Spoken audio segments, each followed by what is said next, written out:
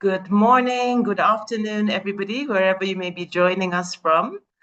My name is Geci Karuri-Sebina, and I'll be your host today at this second session in a three-part series on unlocking Africa's potential through Foresight Modelling. Our session today is on Africa's development path and potential, and it's really aimed at beginning to explore or hear a little bit about two new reports which examine Africa's development prospects. We will be introducing our speakers as we go through, but for now, I'd just like to go through some initial house rules. First of all, feel welcome. That's the first rule. The second rule would be to please keep your microphones and cameras turned off until we reach the Q&A portion of today's event. So if you could please cooperate, we hate to have to bounce anybody out if you become disruptive. Secondly, the Q&A session will be conducted both on the chat function as well as, you can raise your hand. Please use the virtual hand. I might not see your physical hand. So use the raise hand function on your Zoom application. Please note that we will be evaluating this event using a poll. The evaluation is completely anonymous. We hope it will help us to present better events in the future. So do please take a moment to complete that. It'll come up, it'll be launched following the presentations portion of today's event. And so you should see that on your side. And then finally, kindly note that this is a public event. It will be broadcast on YouTube, and therefore we can't commit to Chatham House rules. They will not apply. So please see this as a public conversation. So coming back to our session today, this is part, like I said, of a three-part series that the African Futures and Innovation Program at the Institute for Security Studies, ISS, as well as the Global Futures Society are co-hosting as an interactive series focused on forecasting Africa's long-term development potential. There have been a series of issues being discussed, but what we're really trying to do is to facilitate information sharing and exchange, networking and collaboration on global issues that are critical to Africa, but also to shaping tomorrow's world. Today's session focuses on Africa's current development path and potential.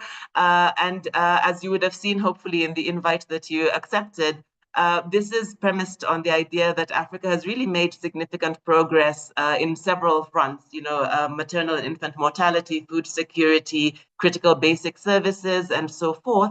However, population is expected to double over the next few decades, and we anticipate that there will be major ramifications for this.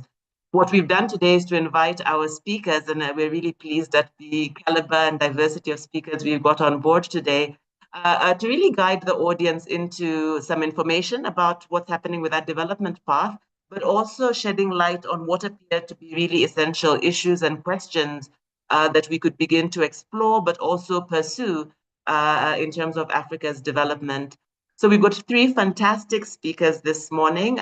We've got Dr. Enoch Akins, we've got Sar Benatar, and we've got Dr. Olugbenga Adeshida. We will be taking them in sequence and then having some time for Q&A thereafter. We'll have a little bit of time at the end for some synthesis. Please do feel free to begin just raising not just questions perhaps, but conversation points that come up for you as you listen to these interventions. What we'd love, I think, is to have a conversation, like I said, rather than an interrogation of just the three. We'd like to use the collective minds here. So if I could just cue in our first speaker, Enoch Randy Akins joins us from ISS African Futures. I think the profile has been posted online. He will actually be sharing with us two papers that, or I guess referring to two papers that are also going to be shared on the chat for your information if you should be interested. And these are reports on Africa's current development path, as well as on Africa's development potential. The presentation today, therefore, is going to be Africa's current development path and its development potential. Enoch, I welcome you to take the stage. Just looking forward to the info that we can chew on this morning. Welcome. Thank you. Enoch, I think you've muted yourself. Sorry, can you confirm you can hear me now? Loud and clear. Please carry on. Thank you. And then I would like to share screen and present from our website. So please let me know if you can see my screen, and then I'll... Can you see my screen? It is now visible. Thank you. Okay. So I'll be presenting on Africa's current paths and then Africa's development potential. Before I zoom in, I'll pop the link to the website in the chat function for those that, just to take us a brief on what are the ISS African Futures we do. So if you go to the link that I've sent in the chat function, you'll find out that if you open the website, you will see on the home screen, you will see geography. That gives you a list of countries, all the 54, 55 African countries, and their reports on the African futures. So we have reports for every African country. We have reports for regions. We have reports for regional economic communities, and then income groups in Africa that one can explore. And then we also have thematic reports covering demographics, agriculture, leapfrogging, financial flows, governance, and we examine the impact of this report on works and job, climate and energy, gender. And then we have the final session of how the global events are shaping development path and potential in Africa, what we call as Africa in the world. And then we have various blogs and other things. So this is just a way of a background to our website and how one can quickly find information on the website. So if you are interested in a particular country or region or a regional economic community, you are welcome to look at the report. So having said that, I'll be presenting from the current part of the website, and the current part really talks about what is Africa's current development drive and how is it likely to look in the next 20 years if nothing changes in what we call the current part or the business as usual scenario. So when you open the report, you see that there are top 10 takeaways from the report, and there are also summaries that you can help yourself with. So by showing this graph, this is the first. Can you still see my screen? If you can confirm that. Yes, it's still visible. We see the graph. Okay, thank you. So this graph tells us a story about Africa's development path. It's the GDP per capita for Africa and the rest of the world from 1960 to 2043, and it's measured in 2017 US dollars. So the light green here is Africa's GDP per capita from 1963, and then the one on top, the light blue, is the rest of the world, income for the rest of the world. Now, this graph tells two important stories. First, you could see that generally things have improved in Africa over the years. So there have been steady improvements in income level from 2,900 USD in 1960 to about 5,200 in 2019 before COVID. So you see that in terms of average incomes in Africa, things have generally improved about a double of it. And then by 2043, we forecast using the International Futures Forecasting Platform that is developed and hosted by University of Denver in the US. So that is what we use for all our forecasting. And based on our forecast on the current trend, that if nothing changes by 2043, Africa's GDP per capita is likely to be 7,100. And we model up to 2043 because that marks the third 10-year implementation of the African Union Agenda 2063. And that is how come we model up to that level. Now, so it tells a story that things have generally improved in Africa. But if you compare that with the rest of the world, you will see that the gap between Africa and the rest of the world is widening.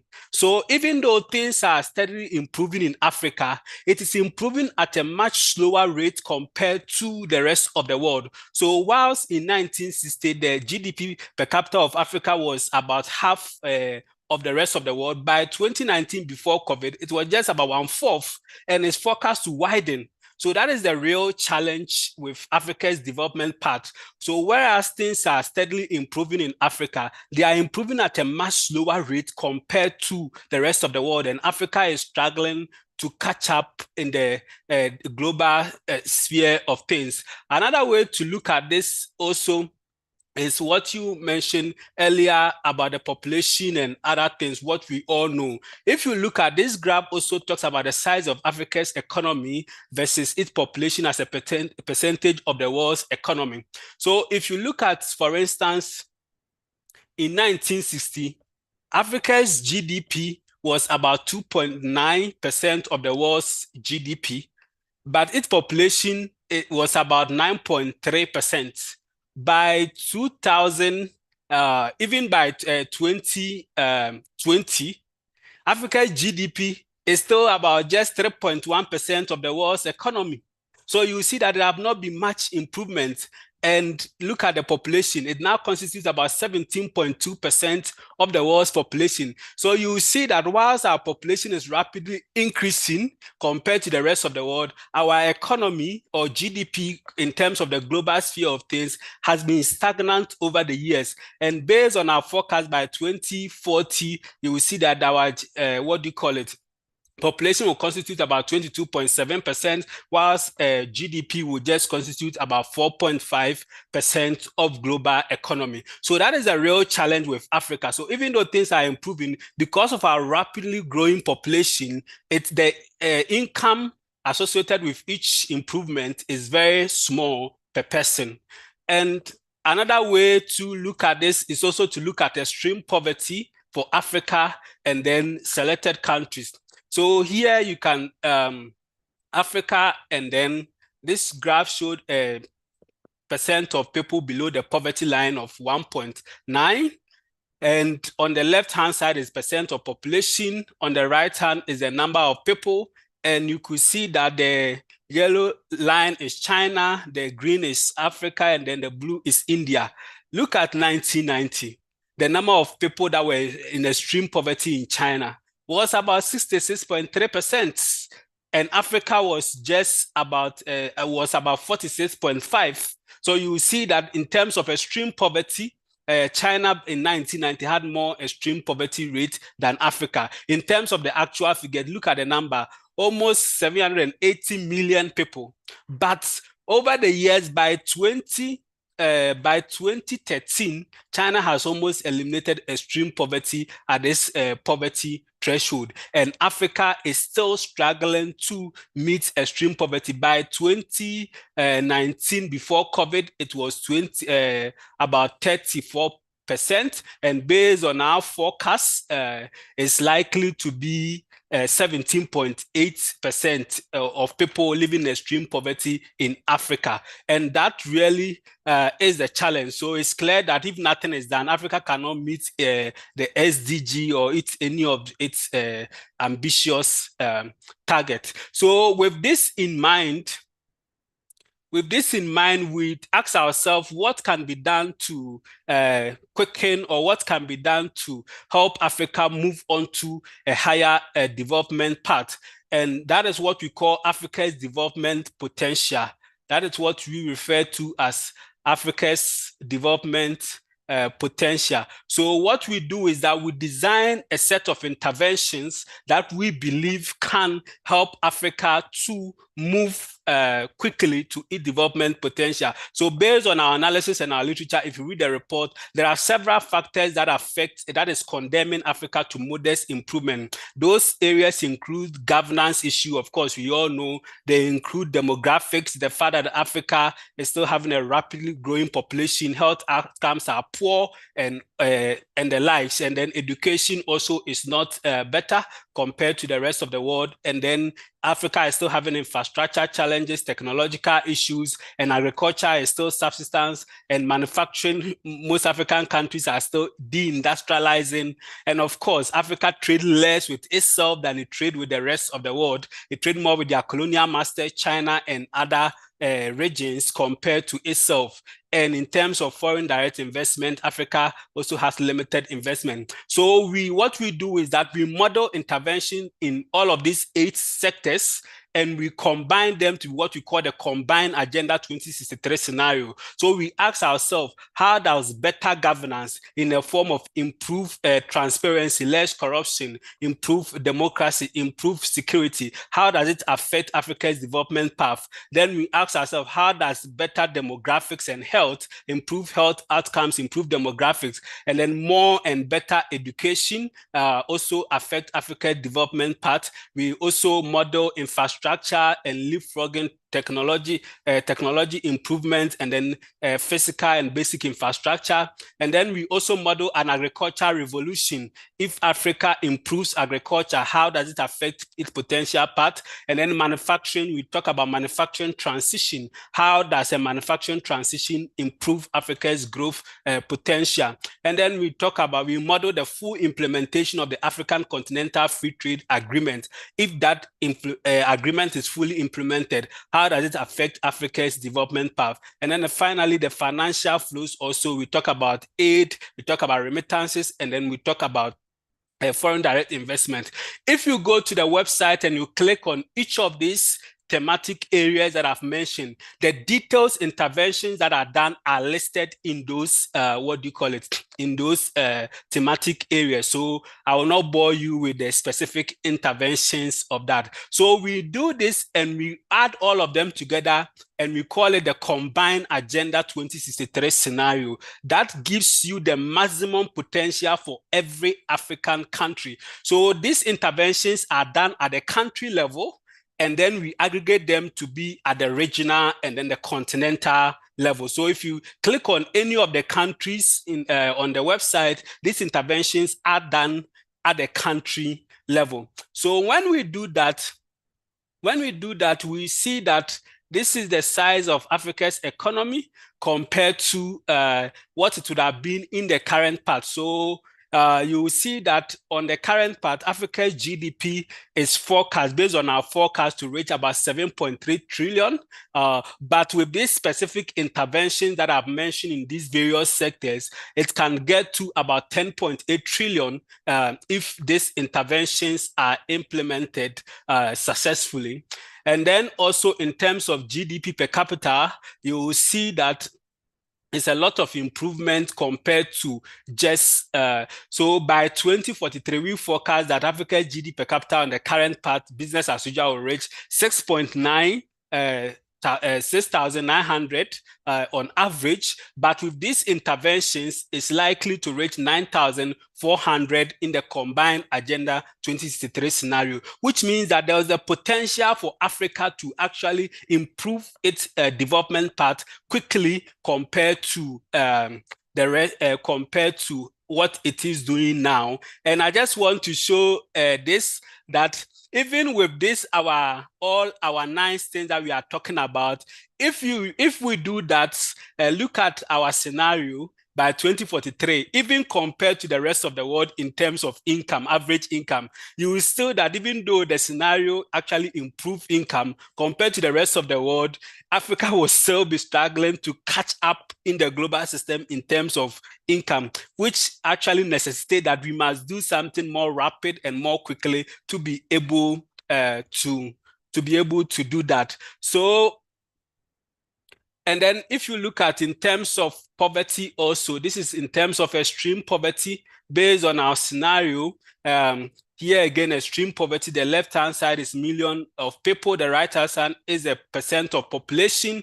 And you could see that the deep green is the current part. By 2043, 385.7 million people is projected to be living in extreme poverty. Based on our scenario, it can be reduced to about 168.6 million, which is over 200 million people less compared to the current part, which means that if these interventions are implemented, we can actually lift over 200 million people out of extreme poverty. And of course, these are the corresponding percentage. So instead of 16.9% in the current part, we can get to about 7.7% of extreme poverty by 2043 if these interventions are implemented. And then the last thing I will say is that each of the impact of these scenarios also differ compared to compared to countries and income group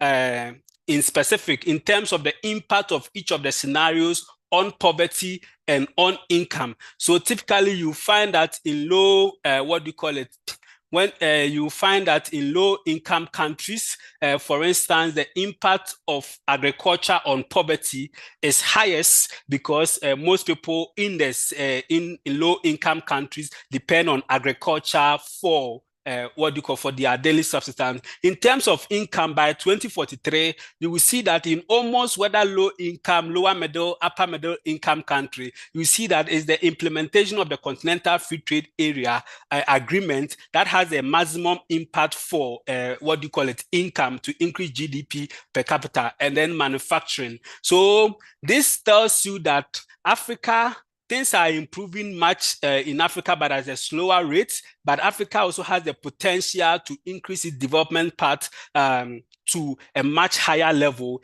if specific interventions are implemented. So I think I will stop here for now, and then I'll look forward to the Q&A for any questions. Thank you for your attention. Thank you very much, Enoch. I think this is a fantastic lead into our conversation this morning. I think we've all been introduced to a really interesting resource, so we can all click through the website and look through more of the scenarios, but also some provocations around the interventions and how far they're likely to get us. So I'm sure most of us are looking to explore those opportunities as you are beginning to propose that might get us into different scenario paths. Thank you also for introducing the 8 intervention sectors that you have begun to look at. I'm sure people will want to click around and look into more of that.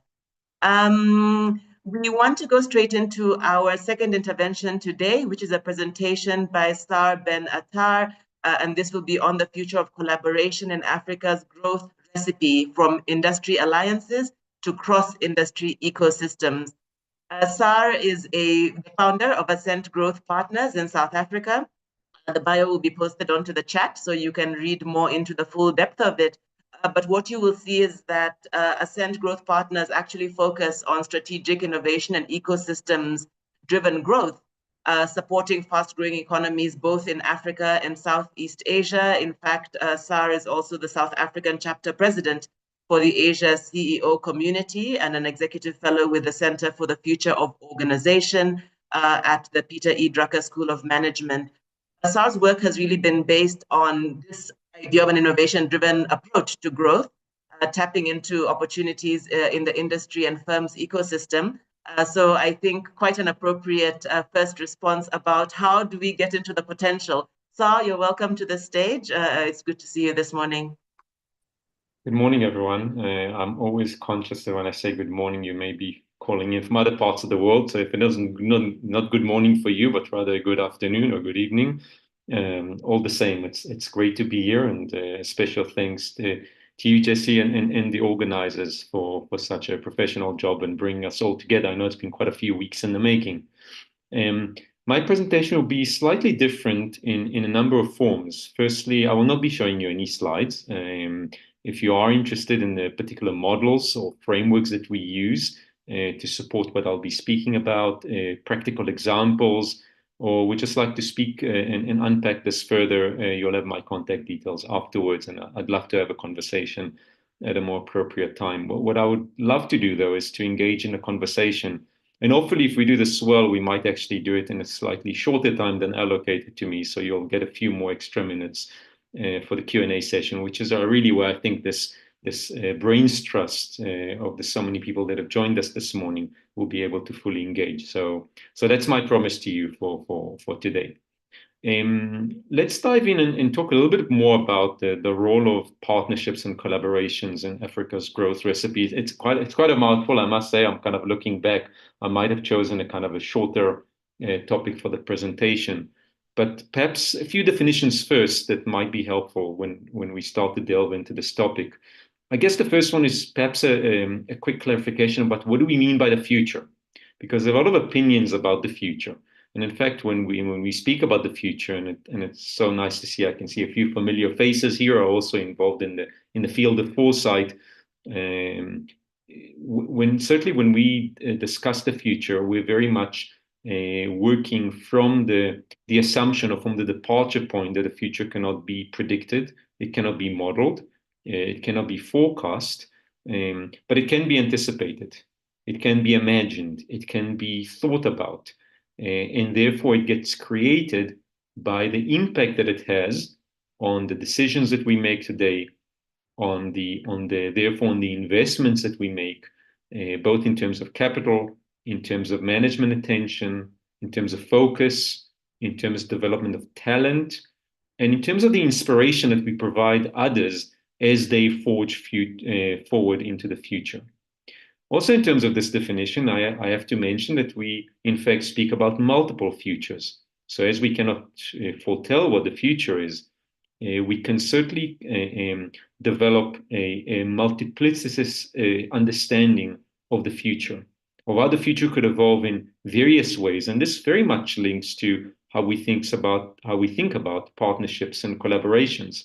Those as well are organic creations. They will evolve in meaningful ways. They may surprise us in the way that they've evolved. And I'll use a particular example from the past for a moment to illustrate that. And therefore, the full potential of what it could unleash, I would want to suggest to us for a moment that it is unknown. In fact, it's unknowable. And that's a good thing, because we may even surprise ourselves as to the impact, the economic, the social impact, the relationship capital that it can create if we do those well. So that's kind of a little bit about definitions. I do mention the past simply because we can learn a lot from the past, not in terms of predicting the future or even extrapolating from the past into the future, but because we can look at the signals that informed our decisions in the past and therefore help us to understand, how did we get here? So, for example, if I take an industry that we know well, if I take the automotive industry, and I ask myself, how did South Africa, for a moment, and certainly not the only African country, but a notable example, how did South Africa become a globally excellent manufacturer, producer of automotive products and related services? How did we get here?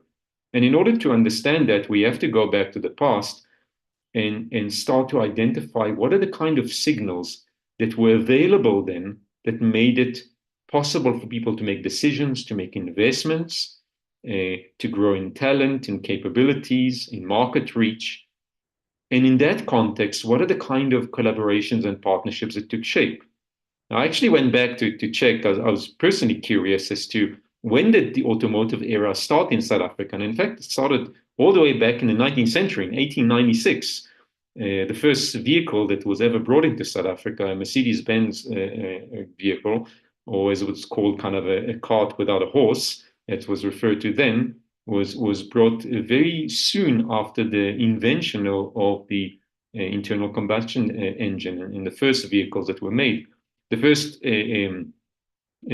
assembly plant for motor vehicles was built in 1924, literally just over a decade since the production of automotives in a proper manufacturing process and an assembly line started. So South Africa is again one example of an African country. It's been very much steeped in the way that globally the automotive industry has developed. And if you look then more closely at what are the kind of partnerships and collaborations that took place alongside the past 120 years or so that got us to today, the industry being recognized now for quite a few years already as a global center of excellence and a major manufacturing center, an export center, what we find is that those collaborations and partnerships very much followed a model that was developed elsewhere. And I'll come back to that point a bit later in my presentation. Very often we might find when we look back as to the kind of collaborations that took place, for example, in developing a local assembly plant, in using Western manufacturing techniques, in the kind of commercial contracts that took place that allowed dealer networks to develop in the country, those are very much based on models that were developed elsewhere. And we find ourselves very often in African markets on the receiving end of partnership and collaboration models that were developed elsewhere with other markets in mind. and with a particular economic model behind them.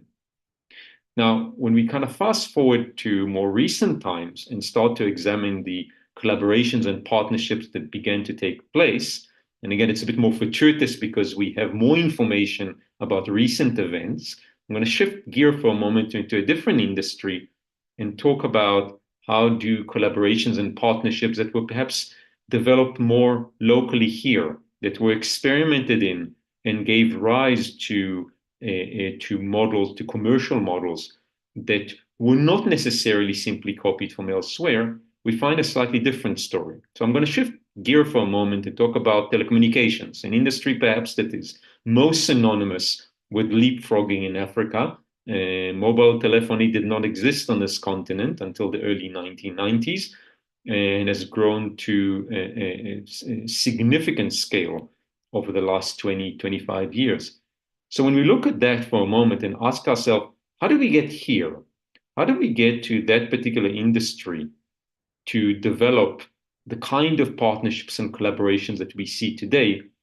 I find it quite a fascinating story. So I'm going to take you a little bit back just for a moment into the year 1993, because actually in 1993, two very significant events took place. The first one was the establishment of Vodacom here in South Africa as a joint venture between Vodafone, global company, very much modeled on the kind of mobile telephony models, the kind of regulatory models that were available in the UK at that stage, the Rembrandt Group, and Telkom, the local South African, at that stage, parastatal, that dominated the local scene. And that was the one event that took place. And very shortly afterwards, or around the same time, there's still in the industry quite a debate as to what came first, was the establishment of MTN. Well, when you take those two organizations and you ask yourself, what transpired over the last 20 or so years? Well, each of those two organizations, both Vodacom and MTN, have grown a customer base of over 200 million customers each. They've grown into multiple industries, in fact, from voice telephony into data and various digital services, into e-commerce, into financial services, even insurance, and they keep on growing and evolving. If you look at the socioeconomic development that those organizations have had, it's very significant. Multiple studies have been done on this, from connecting local villages, improving livelihoods, getting goods to market, or connecting producers of goods and services into markets, etc., etc. But I had to kind of go a little bit deeper and ask the question, so given the original collaborative model by which the three founding owners or members got together, Telkom in South Africa, Vodafone in the UK, and the Rembrandt Group, what happened to that collaboration? Because it seemed to unleash significant potential. And if I add to the economic impact that it had, if I take on the impact it had on talent development, if I take on the impact of local entrepreneurships across markets, Vodacom in 8 countries, MTN in just over 20, etc., etc. I had to ask the question, what happened to that collaboration? Did it stay the way it was? Was it really truly responsible for the kind of economic development that we see? And was it equally distributed between the founding members? And what you found is a fascinating story, because in fact what happened was that the original JV lasted for about 15 years. And originally it was really a case of a capability in partnership that took place. One needed the local asset base and market access that Telkom had. One needed the entrepreneurial spirit and the kind of risk capital that the Rembrandt Group, now Remgro, brought into the mix. And what certainly needed the technological access that Vodafone brought from international circles. So when you bring those three together, and you had to ask yourself what transpired over the 15 years in which this partnership, or this formal partnerships, this JV took place, what we found, in fact, that it's took on very different paths for the three owners. So if you think of it, Vodafone, who became Vodacom here, grew into a very significant entity. In fact, when I look at the market valuation just a couple of days back, they were sitting at about 12 to 13 billion US dollars. That's over 10 times what telecom is valued at. When you look at kind of employment creation, it created significantly more jobs directly. And if I add on the consequential effect, the further networks and supply networks, the kind of distributorships and market access, and the kind of jobs we created there, it was very significant. So when we look at these metrics, and certainly in terms of the number of customers, 10 times the number of customers, in fact. So the kind of impact that Vodacom as a recipient or as a founding member of this JV was able to realize was orders of magnitude larger than what Telkom was able to provide. And similarly, I could argue that the Remgro, in fact, which had great aspirations for the telecom sector, have been able to achieve a lot during this period of time. When they finally exited that JV, which I think, if I remember correctly, was about 2009, they were now into undersea cables or CCOM. They were into fixed line connectivity, right from dark fiber into services. They were into mobile telephony, etc., etc. So that made me think that the type or the model of collaboration that we choose at a particular point in time, giving the signals that we can pick up, that we can make sense of, and therefore the decisions that we make with those signals, whether to enter into a collaborative joint venture in the case of Vodafone, Telkom, and Remgro, or whether we look at other forms of more informal types of collaborations or collaborations across sectors, public-private partnerships, for example. The model actually matters. It matters very significantly in the kind of economic development that results from it, in the kind of socioeconomic benefits that result, in the kind of talent development that could take us much further. That's the unknowable part of how further it could take. So I just wanted to share that as an example of how to what degree models actually matter, to the degree to which our conscious decision-making matters in how we collaborate as well as compete. But with that in mind, I wanted then to perhaps just add one more aspect to it, and that is, while our focus today is very much on leapfrogging in the context of Africa, this kind of leapfrogging using and consciously using collaborative models is not unique to Africa. We see it across the global south. So if I take, for examples, organizations such as Globe, another telecommunications company, they've done something very similar, and it's still an evolving story that happens in Southeast Asia. You see the likes of multinationals like Deutsche Telekom, for example, or Telenor, that have done some remarkable things in the emerging markets in which they participate in. So this is not a uniquely South African story, but it is very much a story in which collaborations matter.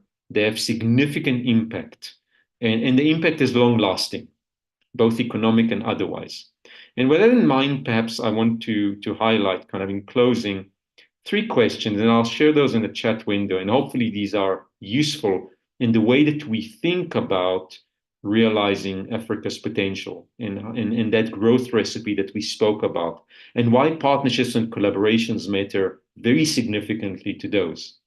The first question that I wanted to pose and for us to perhaps think about is, what kind of mindset do you bring into collaborations and partnerships? The one that you think about, the one that perhaps that you engage in. Because that mindset, that underlying set of beliefs and principles and assumptions that you make are exactly the ones that have made the Vodacom, as one example, a JV, highly successful. And for some parties, even more than others. So underlying mindsets really matter. What kind of mindsets do you cultivate in your organization? What kind of mindsets do you bring into those collaborations and partnerships that you either engage in or are thinking about? Second question I wanted to pose with you is about signals. What kind of signals are you looking out for? And what do these signals tell you about the potential of the partnership or collaboration that you're thinking about? How far could it go?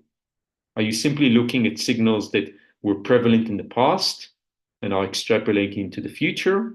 Or are they new, perhaps even weak signals that make you curious, that make you want to think differently about how the opportunity space could develop in Africa, and what could you do about it? What role could you take? And then the last thing that I really wanted to leave you with is really about the kind of partnering model that helps you or makes you consider of where you choose to collaborate and where do you choose to compete. Very often we find that lack of collaboration, the lack of not, in fact, not adopting collaboration models is a result of us rushing into competition needlessly. And in fact, our ability to collaborate as well as we compete is a strategic capability. It's recognized by numerous studies now across the world as equally important for our ability to navigate uncertain environments, new market spaces, and ultimately to create shared value. So those are just the three questions I wanted to pose to you. Hopefully those are useful. I'll leave those in the chat windows, and I'm very much looking forward both to my fellow panelists and to the many people who've joined us today to continue the conversation. Thank you. Thank you very much. That was Sar Benatar, who has left us with three important questions about our mindsets, our signals, and our partnering models.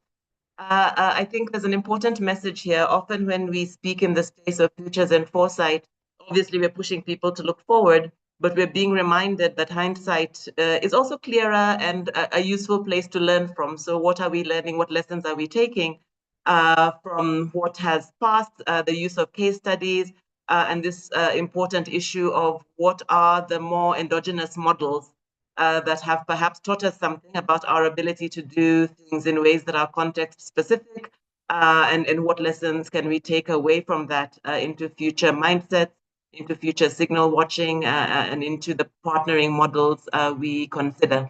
Thank you very much, I think, for those provocations. We look forward to the questions on the chat, and we'll have some time after the set of presentations to come back to what ideas people may have about those. So last but not least, but joining us, I think, from the most ungodly time zone is Dr. Olugbenga Adeshida, who is joining us from the East Coast of the United States. Unfortunately, it means it's the middle of the night there. Dr. Adeshida consults widely across the African continent on these issues of foresight, innovation, and strategy, works with many governments, organizations internationally, and companies. He was also the technical lead for Imagine Nigeria, which was happening, I think, over the past 2 years, and I think is an ongoing enterprise. He is director of the African Leadership Institute and co-founder of a tech company, a music label, as well as a foundation on African innovation, and all of this will be on the chat. Like Sar, I forgot to mention that Sar is actually an author of a book, Challenges: How a New Breed of Leaders Collaborate and Win in a Hyper-Competitive World. That's Sar's book. Olugbenga is also an author of several books around innovation systems in Africa, as well as on African futures. So without further ado, Dr. Adeshida, we look forward to your thoughts on today's topic. Welcome. Good morning, good afternoon, and good evening all. Thank you very much to Geci for that kind of introduction, and thank you to ISS for the invitation to be part of this process this morning. And thank you all for coming, and thanks to my previous speakers, Enoch and Sar. My intervention this morning, well, at least on my side, is this morning, is premised on three critical issues. One is that Africa has always had potential. We've had potential since the beginning, before independence, just after independence. When you look long-term from now, we do have potential. And that potential, if properly harvested, could make Africa the center of the world in the very not too distant future. We could play a critical role in helping shape how the world turns out over the next 50 or 100 years. We have that potential. But the challenge is, since the beginning, is the link between potential and reality. How do we transform that potential into reality? When you look at some of the graphs that Enoch showed earlier on, shows that to some extent, while the world is growing in one direction, yes, we are growing, but our ability to grow at the same rate as the rest of the world has been limited. And so we need to begin to question this and to ask ourselves why. What are the issues? And in my view is that there's some basic principles or some basic issues that we have to get right first, not the typical recommendations that we tend to make, that we have to find a way to understand, see what needs to be done, and get those right before we can ensure that we, as Africans and as Africans, we can achieve our potential over the longer term. First, when I say we have potential now and going forward, it's premised on 4 critical issues. The issue of demography. While the rest of the world's population is going to be in decline and aging, Africa over the next 50 to 100 years will be the only region to a large extent that is actually growing in terms of population. Our population will be youthful while the rest of the world is aging. And it's in this context that we are supposed to be transitioning to a green world. In that green world that is supposed to be coming, we have to find a way to push. Africa has a significant portion of the minerals that is needed, the raw materials to bring about a green transition which is found largely on the continent. When you move beyond that, technological innovation will be critical in driving change and helping us achieve this green world in the future. And who will be leading the innovation? Is it the Asian people in the West, or the younger, youthful population in the South, especially in Africa? What role is there here for Africa to play in helping drive change globally? And then when you add to that is what is happening globally now and over the next decade or so that could have significant implications for how the world turns out. And this provide opportunities for Africa also to be able to help drive change. The world is becoming more and more polarized. Power centers are emerging in different places. And hopefully, maybe Africa can have its own space to begin to drive its own policy agenda moving forward. So all this, for me, create a confluence in which properly harnessed, Africa could help in a way to drive the world over the longer term. And so let me just go a little bit deeper. What are those basic things that we must do right? First, I think on the continent, there is a need for us to have what I call strategic intent. What do we want? What do we want to do? And when I look at the data presented by Enoch earlier on, there's this presumption globally and on the continent to some extent that development is simply copying and becoming like the West. Our GDP must match their GDP. In the meantime, when you look on the continent, most of the economic activities are not even, a lot of the economic activities are not captured in the GDP. A lot are not captured because people are in the informal sector. So that part of the economy does not really count when we do official statistics and official GDP measurements. And so we need to begin to define for ourselves what is our strategic intent when it comes to development? What do we want to achieve? What is our goals for the longer term? And we have to really be clear about what we want. In this global space that is emerging, and things are changing rapidly. What do we want as nations? What do we want as a continent? And once we have that strategic intent, that this is what we are going to do, we have to do it. It's not simply having ideas, having 1,000 policy recommendations that we know will not be implemented. How do we get ourselves to do what we say we want to do? And that national commitment, issue of leadership, Sir mentioned the issue of collaboration, cooperation, collaboration within our countries.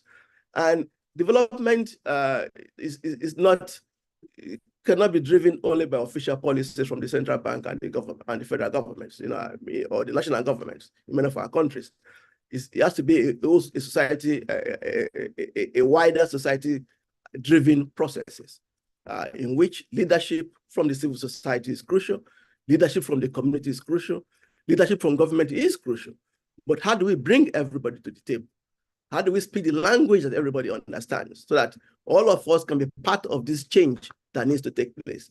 And if we don't have the strategic intent, if we are not mobilizing the population around a commitment, around an agenda, which we've not been able to do for the last 60 years or so in many of our countries, we will not be able to develop. And another 20, 40 years from now, we'll be looking at the data again and saying, oh, we could be here, but we are here. And so this idea of intent, commitment from the nations, and having a common vision that is shared about where we want to go and how we're going to get there, and what is our roles individually in our societies to make this happen, then becomes critical. And for me, until we have these set pieces together, we can make all the 1,000 policy recommendations. We're not going to get anywhere. And then linked to this issue of foresight. What kind of governance system do we want to put in place? How are we able to anticipate rather than simply react to events as they're happening? Sir talked about this in his presentation earlier on. And until our countries begin to take the lead, to begin to anticipate issues, to begin to plan forward, we are not going to be able to make it because we're just simply reacting to events. And that is why, to some extent, our policy space on the continent is not driven by us. It's driven from outside because those who have analyzed our situation, those that we depend on, and then provides guidance as, okay, you must do A, B, C, you must do E or C or B, without serious intent or serious analysis of the implications over the longer term. And so what we do things over 10 years or so, and then suddenly we shift to something else because the world has said, oh, this is the new area we must go into. So I still remember the years of development planning. I remember the years of SAP, structural adjustment programs, and then we led to poverty, PRSPs, poverty reduction strategies, then leading to that to the Millennium Development Goals, and from there to the SDGs. None of this originates from the continent. If we are to agree that development is trying to catch up with the West or catch up with the Asia, Southeast Asia did not develop according to the MDGs or the SDGs or the other PRSPs or the acronyms. There was a development intent or strategic intent. There was a mobilization of the elite to drive progress as they define it. How do we define our progress? How are we going to drive it? And what is our agenda locally to make these things happen? And I think until we get these things right locally, we continue to have this gap between what we expect and what the reality is. And linked to these 2 or 3 things I've said earlier on is the need for inclusivity and investing in our people.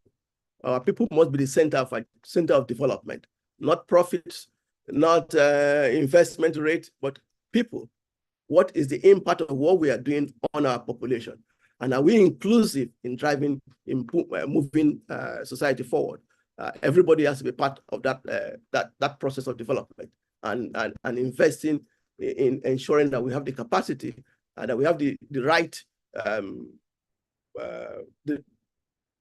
right programs to bring everybody in the development effort. And I would be remiss if I don't say that we also have to place emphasis on innovation. Innovation, not necessarily just technical innovation, but creativity, new ideas on how we govern ourselves. What kind of development we want to make happen? How do we make it happen in a world that is becoming more and more hostile, more and more difficult to navigate? How do we innovatively solve our problems that is facing us on the continent? These are, for me, some of the basics that we have to put in place, have to get right before we can talk about transformation or systemic change over the longer term. And more importantly, at the end, is at least my last point on this issue, is the need for us to mobilize domestic resources. Domestic resources in all its ramifications. People, financing, our natural assets, we have to mobilize this. We have to use them for our own transformation over the longer term. Sam spoke at the end about the issue of cooperation and collaboration as a critical tool for development over the longer term. And if you go back to the early 60s, most African countries had cooperatives and processes for organizations to bring farmers together, to work together, providing extension services, pulling their products through different boards to buy their products and then to commercialize globally. But we were told this is not going to work. We were told to abandon this. And because we are dependent on the West, because we are dependent on aid, we abandoned these things. And when you look globally today, you look at Denmark, for example, one of their major multinational companies, Ala Foods, essentially a cooperative of about 12,000 farmers. But because we don't control our policy space, we are not able to do what we need to do over the longer term. And for us to be able to control our development, we need to begin to ring fence our countries, our policy-making processes, so we have, to some extent, more control over our national agenda and our national policies going forward. I just to conclude that the world has reached a state where what we've done so far is not sustainable for the longer term. It is not. The current models are not likely to get us to where we need to go as a human race. And so there's a need for us to rethink. And it's an opportunity for us Africans to see whether we can participate in that process or even lead that process of rethinking or what kind of systems we need to put in place to be able to ensure that we achieve the potential that we do have as a continent in helping to drive change, systemic change across the continent itself and around the world. Thank you very much. Let me stop here. Thank you very much, Dr. Adeshida. You sound alert and awake in spite of the time there. I think we've received a powerful message around, yes, we have potential, but if we don't get the basics right, it might remain the same potential we have had for a long time. And I think there are already some comments on the chat reinforcing some of the messages about areas where we need to rethink or reorganize if we are to achieve potential. Thank you very much for that intervention. What we want to do now is open the floor. I myself would be more than happy to engage with the speakers for the next half hour because we have some wonderful provocations here, but that's not my job today. My job, in fact, is to facilitate your interventions. I just want to alert everybody to, I think Nicholas King has shared a resource from UNEP, and that's the Global Foresight Report on Signals. I think that's responding to SAR's invitation to really consider signals. We have other comments that have come in, and I could read them or we could invite people to voice them in. So I'm just going to welcome people to begin raising hands for people who'd like to come in verbally with comments, questions. We've had an informative presentation and then 2 responses about areas where we could get things right. So Dr. Mala, if you want to voice in, please raise a hand. Shayna, Kiara, if you'd like to voice in on some of your comments, please raise a hand. But in the meantime, I will go to Dr. Cilliers, whose hand is up first. Why am I not surprised? I'm sure you have something to say. Welcome. You're welcome to turn on your camera if you'd like. Morning, Geci. I'm embarrassed that you say, why am I not surprised? Excellent contributions. I thought I wanted just to raise 5 things. I'll do them very briefly. The first really is just on the issue of demographics.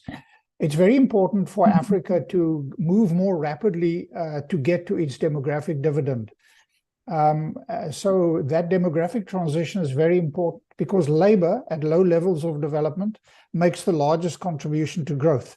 So we need to get to a situation where the size of our labor force is larger than our dependents. And at the moment, that is not the situation.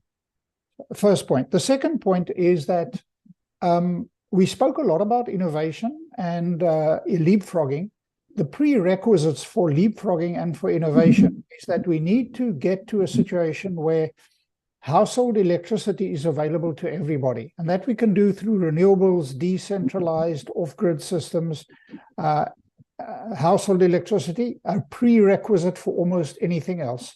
The second is broadband internet across Africa. You cannot leapfrog without those two requirements. So those are very important prerequisites for leapfrogging, for educational advancement, and so on. The third is, of course, that today in most economic data, the informal sector is included in most data analysis. So our estimate, I work with Enoch, so let me just add that. Our estimate is that the informal sector is roughly about 26% of GDP. So when we speak of GDP, we are not excluding the informal sector. And our estimate is that informal labor is about 58% of the total employed labor. So very important that we include the informal sector. And then the other comment that I thought was very important is the focus on agriculture. Africa has not had an agricultural revolution, and agriculture is foundational to development. Food security is foundational. And although I differ with regard to the models that we need to adopt, the reality is that almost all countries that have developed have gone through an agricultural revolution, made sure they get food secure before they enter a manufacturing transition, and so on. And then the last, we do quite a bit of work on energy and climate change, because these are quite correctly the major challenges, particularly climate, that will inhibit potentially Africa's development. I'll post a link to the work on energy and climate change in the chat function. Thanks, Geci. Thank you so much, Yaki. So a couple of points there. I'm trusting that our speakers will also take some notes about items that they may want to come back on.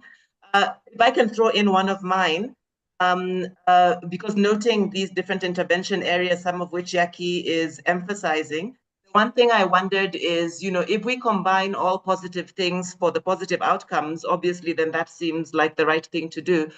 Of course, the likelihood that all pluses end up in a big plus seems to me quite an unlikely path. So, and there are all of these interdependencies that Yaki is beginning to raise for us. So I'm beginning to wonder if there's some priorities. I think Olubenga has indicated a few, but any of the other speakers, including I think the ISS team, may just want to comment on that. So are we at risk of saying all the pluses are going to equal a plus? Okay, I think the next hand I see up is Dr. Mala. You're welcome. Thank you so much. Thank you for giving me the floor. I wanted to, yes, add my voice to the fact, or at least to the consideration that I think increasingly we need to relook or to rethink how much we position the development of Africa as being the catch-up of the rest of the world, the catch-up of the West. I think that is very crucial. Why I think so is first because, to go back to the point about, we also need to develop indigenous mechanisms for measuring things that we want to measure. If, for example, the gross happiness index is being attributed, or the inspiration is to significantly attributed to Bhutan, Africa could also take the lead in providing something, because there is almost unanimity nowadays within even ecological economics that GDP is the wrong way of measuring things, because it misses out on a lot of stuff like the informality in which a lot of our people operate. So this might be an opportunity for us as Africans to propose a way of measuring what we want to measure, why we want to measure it, and measure it in our own terms, and particularly to avoid this trap of a kind of aspirational development, as I've called it elsewhere, because with this, there is this very great risk of us forgetting. Of course, I know that we have a right to development. We cannot stop our development now because we've contributed the least to greenhouse gases, but at the same time, as we develop, we must be aware of planetary boundaries. because planetary boundaries don't mind whether we have contributed least or we have contributed the highest to the climate crisis. So it means that we need to be talking African development that is very aware of the ecological and climate crisis, even as we argue and tell the rest of the world that, yeah, we can't keep or stop our development for you to continue to pollute, because we also have a right to pollute, but we need to be conscious about these issues. And the other thing that I think is almost like the central, the main thing that can also drive all of these models we are developing for Africa would be education. So there needs to be serious investments in quality education, quality and futuristic education, education that arms our people with the capabilities to navigate uncertainty, the capabilities to design the kind of development that we want to pursue. And at the same time, without forgetting, because I think to end on this point, even the decolonial aspect, because I think, as Gugi Wationgo rightly says, we need to decolonize a lot of mindsets in Africa. And that would also include decolonizing ideas of pitching our development as being a catch-up of development from elsewhere, instead of being indigenous development, or these are the alternatives that we're showing to the world at a time when we realize that over-industrialization has created a catastrophic crisis. Thank you. Thank you so much, Dr. Mala. So emphasizing the point around education, which I think has come up, but also what the content of that education is, not just the fact that we need education. But I think really important, you raised the point about measurement. And I think because we're having a measurement-based conversation here in relation to the report, are there other measures that we should be using that demonstrate what we want to center and the idea of different approaches?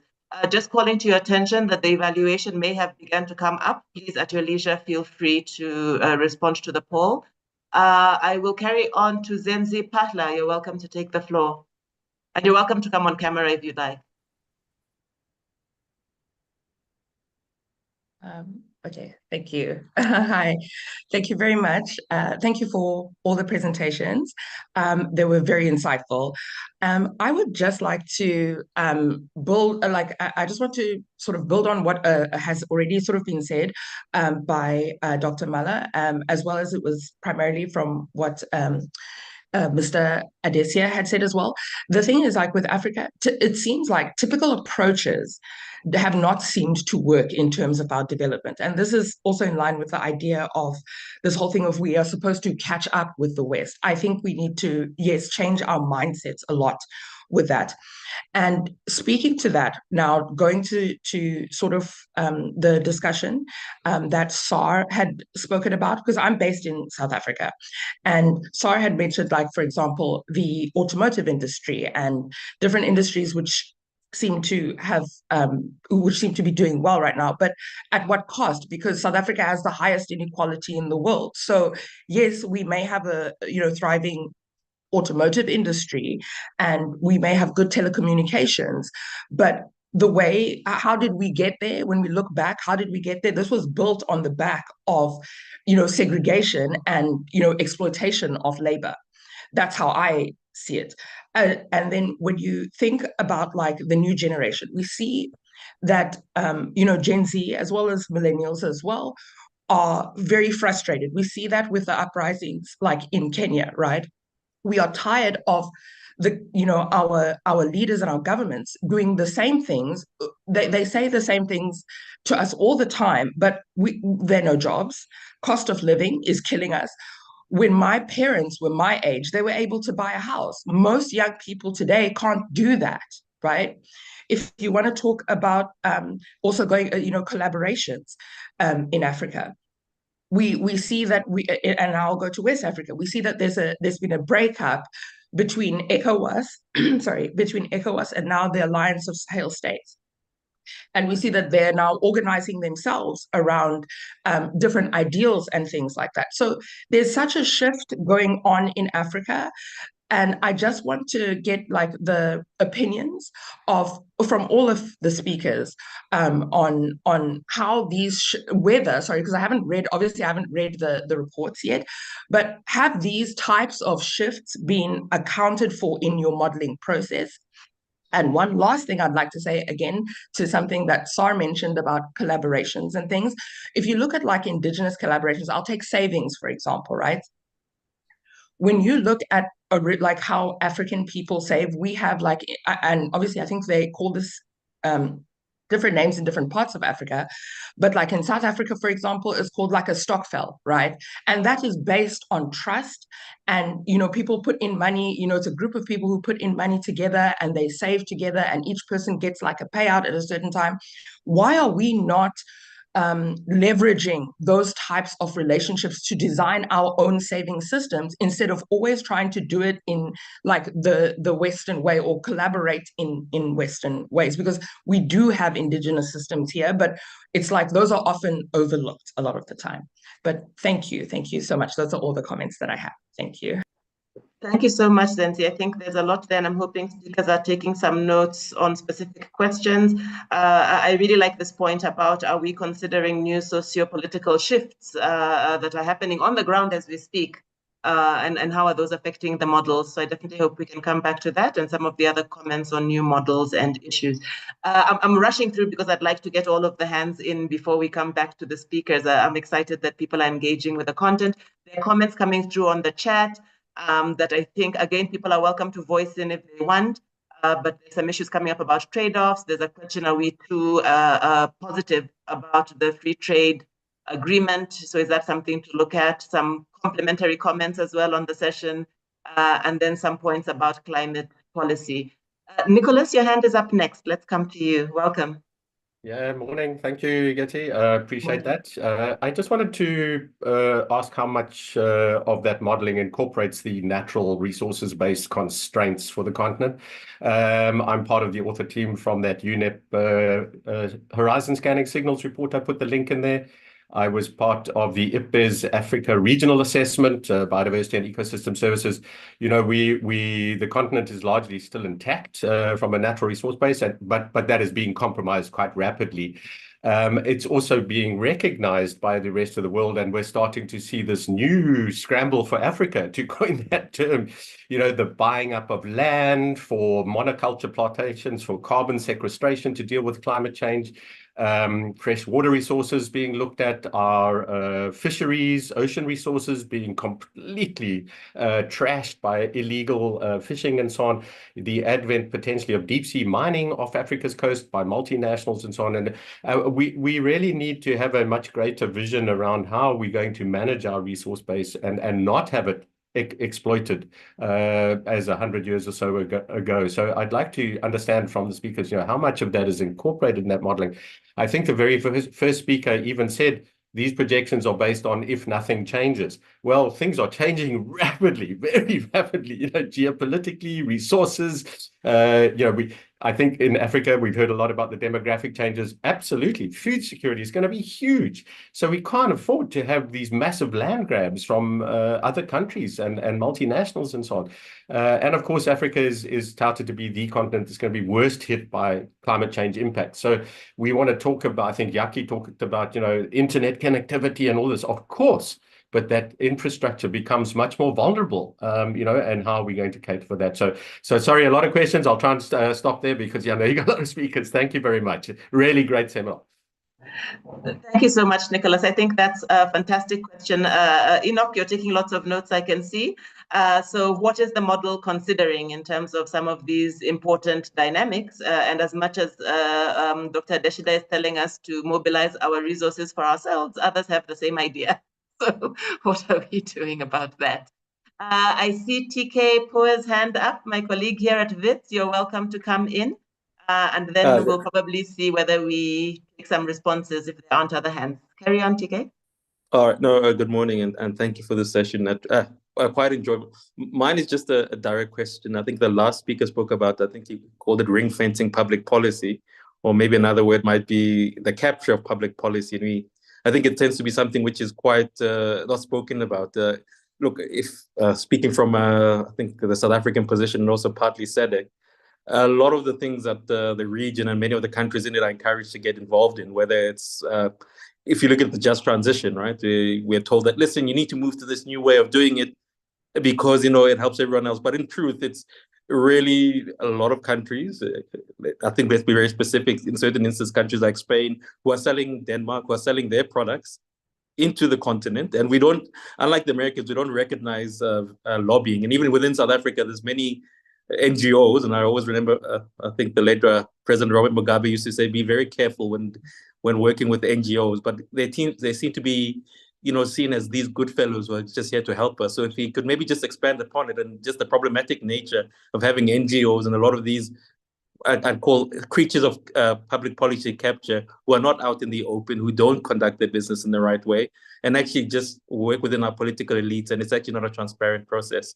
And how that's actually been one of the key areas holding back many African governments from making decisions in their own national interest. Thank you very much. Thank you very much, Dr. Poe. So I see that Sar's hand is the one that's up next. And in fact, perhaps it's a good segue into taking some responses from the panel. And then if we have time, we might be able to take a few more comments. There's also some great stuff coming through on the chat and some engagement. Please feel welcome to continue that. There are also some resources being shared. And that's wonderful. So Sar, since your hand is up, maybe I can come back to you and we'll take a round of quick responses from panelists and then see how time is going. Welcome. Sure. I mean, there's such good contributions. We could spend an entire day on this rather than an entire hour or an hour and a half. Perhaps just rather than respond, I guess a point to highlight, and that is that, well, perhaps two things. Firstly, I think at a macro level, the discussion can get frustrating. There's so many hurdles to overcome. There's so many things we haven't achieved yet. Certain regions or other regions of the world may seem to be moving ahead at a faster speed. I just want to challenge that for a moment, because when I look at it kind of at the mid-tier level, either at the industry level, at a more regional level, I think there's a lot of examples of African organizations, private, public, social enterprises that are actually not just succeeding in finding or realizing a growth recipe and the kind of socioeconomic benefits that come with that, but are actually showing innovative ways of doing it to other parts of the world. I travel a lot, particularly to Asia, and it's so interesting to see from a region that's globally recognized as a magnet for private capital, as certainly being touted as the region that will be growing the fastest over the next 10 to 20 years. Even there's a lot of respect and in some cases even admirations for what certain organizations have been able to achieve here in Africa. And I just wanted that part of the conversation not to be totally lost. It doesn't mean that, there's the law of averages. And I just want to kind of just take a bit of a magnifying glass and say there's a lot of great stories to share. There are a lot of good things being done on renewable energy that are not widely shared, that are not widely celebrated. And I think we'll see some of that dividend coming through in the next 10, possibly 15 years. So just wanted to add that to the mix. And then finally, when it comes to policy, I'm so glad that was actually raised, because that is another area in which I see collaboration is very much needed. The degree to which regulatory authorities, legislative bodies should be not just the owners of the conversation, but allow for broad and fair participation is very much needed. We need regulatory reform in so many parts in this continent that will unleash the kind of entrepreneurial powers, the kind of economic advancement that is very much needed.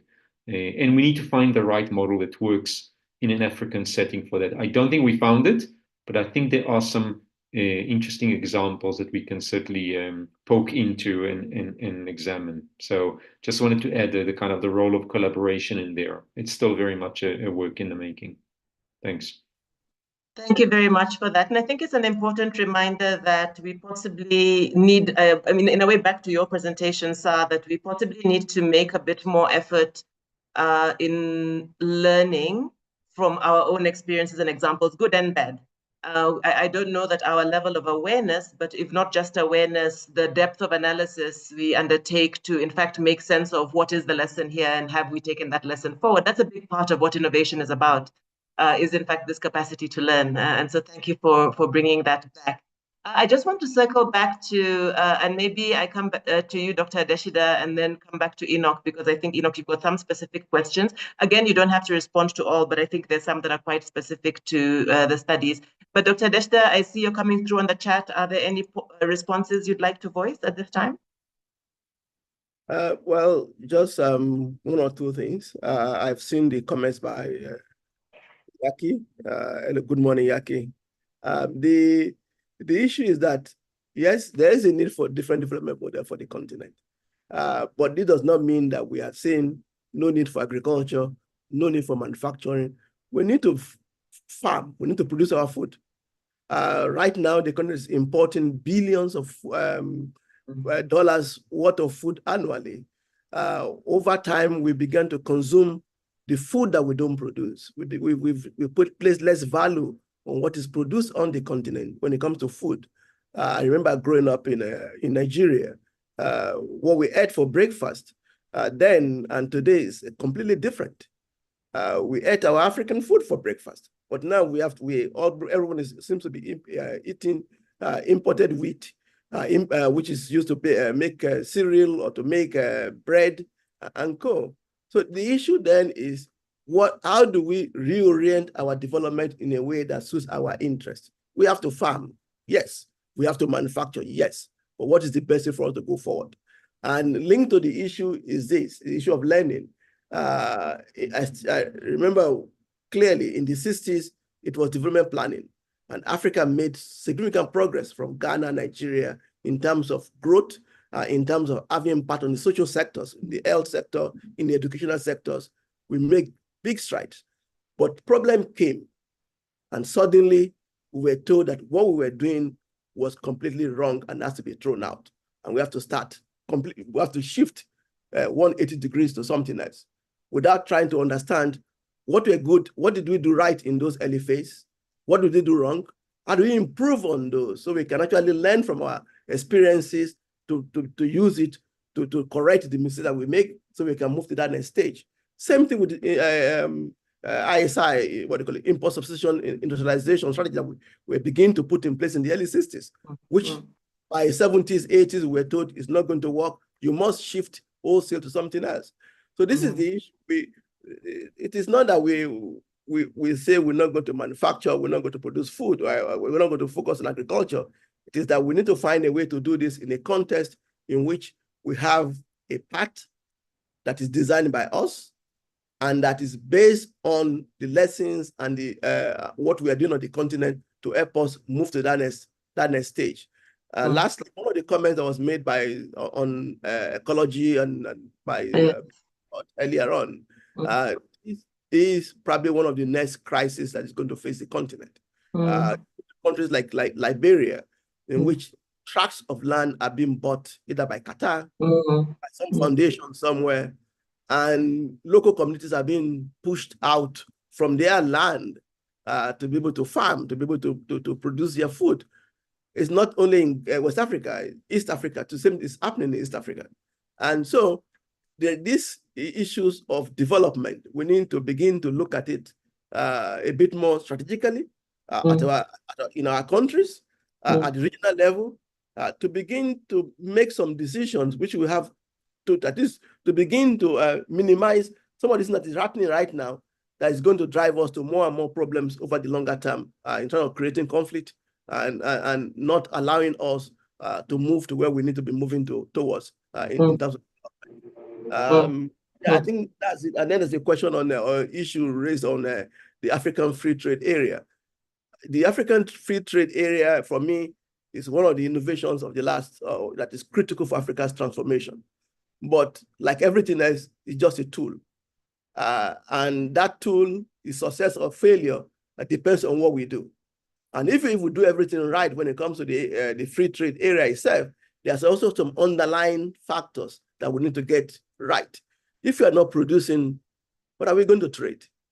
If in places like Nigeria today, farmers cannot go to farm because of conflict, because of banditry, or because of terrorism in the south, in the northwest, northeast, what are we going to trade? If we're not manufacturing, what are we going to trade? Yes, FCA is critical, but there's other elements that we need to put in place to be able to take advantage of these new instruments, which have been designed through the AFCTA processes. Thank you.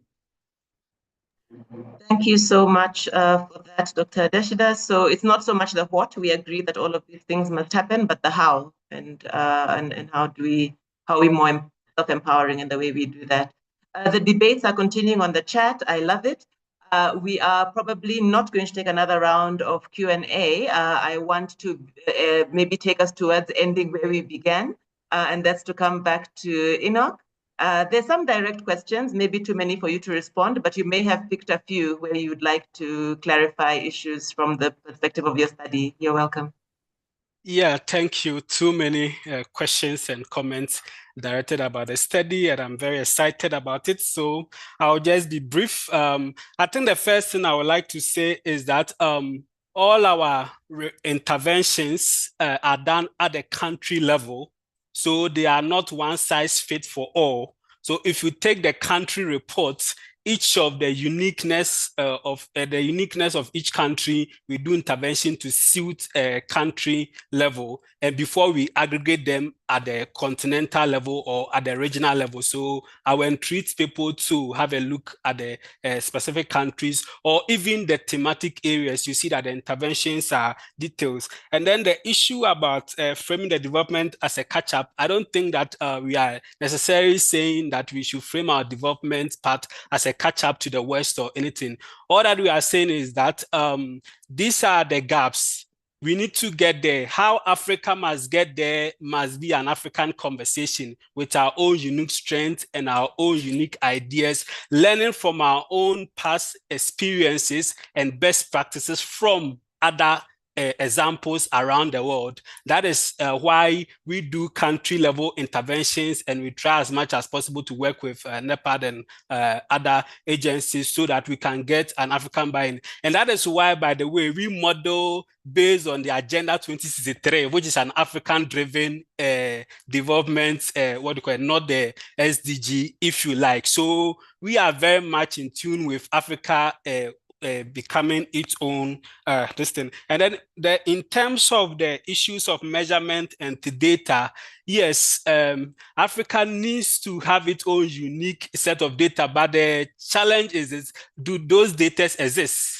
That is the question. We need to have a conversation about the future. Most often we talk about Africa exceptionalism and the fact that things in Africa are different and all of that, but we have data on those issues. That is probably something that we as Africans, we must also champion it at our country level. From our point of view, when we are doing interventions, so our model allows us to overwrite if country provide us with data from their own national sources. And we love to use country level data. But most of the time, country level data, as you know, do not exist. So in as much as we want country level data, we must also begin to help or question our priorities and our leaders to be able to provide us with country level data that we can use to measure our own uniqueness and all of that. Then the issue of natural resources, yes, the model accounts for endowment for each country. And when I say that if nothing changes, I mean that if the path on which the country is on, so if a demographic population is rapidly growing, that is the path that the country is on. So if nothing changes about that, then what is likely to be the future? So the model accounts for natural resources that are, whether new resources that are being discovered,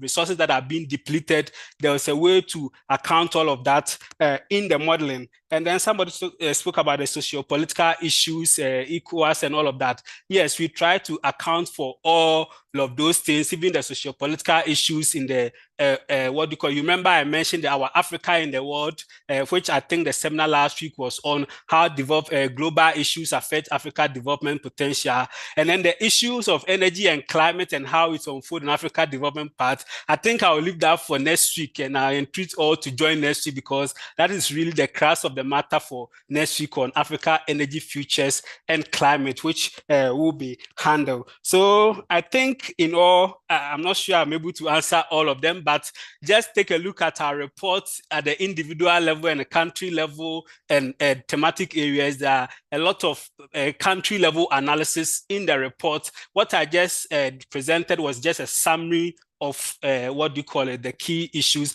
at the continental level. I think time is almost up, so I'll stop here. Yeah. Thank you so much, Enoch. Actually, you've done a fairly good job of sprinting through some important responses. And I think we've got somebody giving you a thumbs up on own the problem, define the solution. No, thank you so much for this. I think this has been a powerful round of interventions and contributions to the presentation. What's really coming up for me is, what are the priorities, but also the prerequisites for Africa's growth, but also what should this growth mean for Africa? Is there an Afrocentric approach to thinking about that, maybe different from what we have been autopiloting towards?